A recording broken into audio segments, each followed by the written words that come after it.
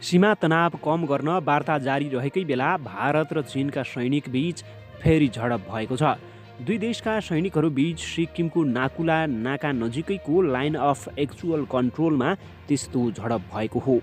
सिक्किमलाई चीनको तिब्बतसँग जोड्ने नाकुला नाकालाई सामरिक हिसाबमा भारत र चीन दुवैले निकै संवेदनशील मान्दै आएका छन्। भारतीय सञ्चार माध्यमहरूका अनुसार त्यस्तो झडप गत बुधबार नै भए पनि सोमबार मात्र बाहिर आएको हो। यद्यपि झडपमा दुवै पक्षमा मानवीय क्षति भने भएको छैन।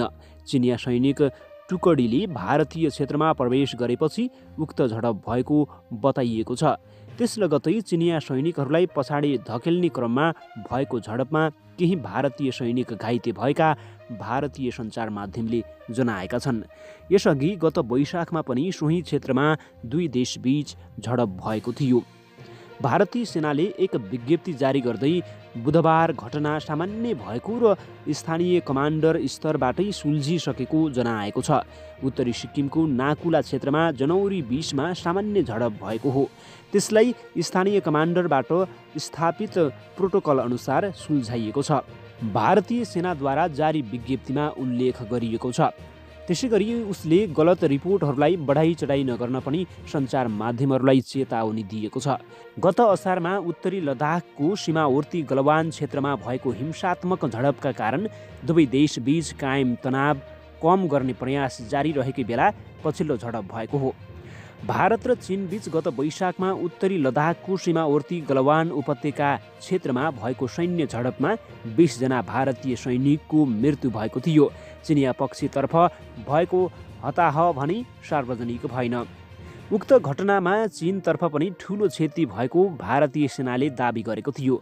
घटनालाई लिएर भारत र चीन दुवैले एक अर्कालाई दोषारोपण गर्दै आएका छन्। एसियाका दुई ठूला आणविक शक्ति सम्पन्न मुलुकबीच यो स्तरको हिंसात्मक झडप विगत 45 वर्ष पहिलेकै मानिएको थियो।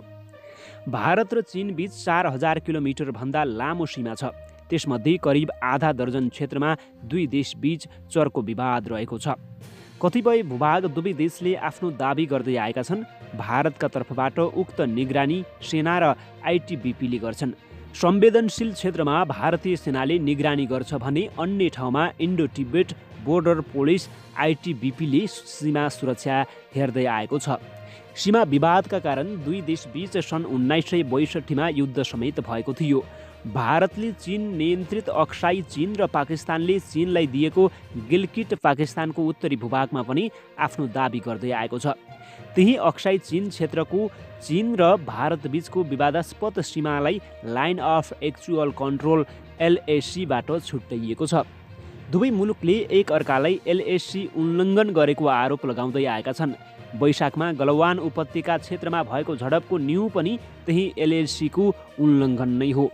सीमामा दुई देशका सैनिकहरू आमने सामने हुने गरी पनि मानवीय क्षति नै भएको भने पछिल्लो 50 वर्षकै पहिलो घटना हो। घटनापछि दुई देशबीचको सम्बन्ध अत्यन्त तनावपूर्ण बन्न पुगेको हो। गलवान घटनाप्रति अन्तर्राष्ट्रिय क्षेत्रबाट समेत चिन्ता व्यक्त गरिएको थियो। त्यसपछि दुवै मुलुकले त्यस क्षेत्रमा आफ्नो सैन्य उपस्थितिमा उल्लेख्य वृद्धि गरेका छन्। त्यति मात्र होइन, तनावकै बीच भारतले चिनिया कम्पनी र लगानीलाई निरुत्साहित गर्ने नीति नै लियो। त्यसयता सयौं चिनिया मोबाइल एपमाथि प्रतिबन्ध लगाइएको छ। साथै चिनिया कम्पनीले पाएका निर्माण सम्बन्धी ठेक्का तोडिएका छन्। चीनले त्यस्ता कदम अन्तर्राष्ट्रिय व्यापारको स्थापित मान्यता विरुद्ध भएको भन्दै विरोध गर्दै आएको छ। सम्बन्ध तनावपूर्ण कायमै रहे पनि परिस्थितिलाई साम्य पार्न दुवैले कूटनीतिक र सैन्य स्तरको वार्तालाई भने निरन्तरता दिँदै आएका छन्। दुई देशबीचका उच्च सैनिक अधिकारीहरूबीच 11औं चरणको वार्ता भइसकेको छ। यही आइतबार मात्र पूर्वी लद्दाखको माल्दोमा 9औं चरणको वार्ता भएको थियो। करिब 15 घण्टा चलेको उक्त वार्ता पनि बिना निष्कर्ष टुङ्गिएको थियो। पछिल्लो घटनाका सम्बन्धमा चिनिया पक्षले भने आफ्नो धारणा सार्वजनिक गरेको छैन। चिनिया सरकारको मुखपत्र मानिने द ग्लोबल टाइम्सले त उल्टो भारतीय पक्षले भने जस्तो कुनै पनि झडप नभएको र भारतीय सञ्चार माध्यमहरूमा आएका समाचारहरू आधारहीन र झुटो भएको दाबी गरेको छ।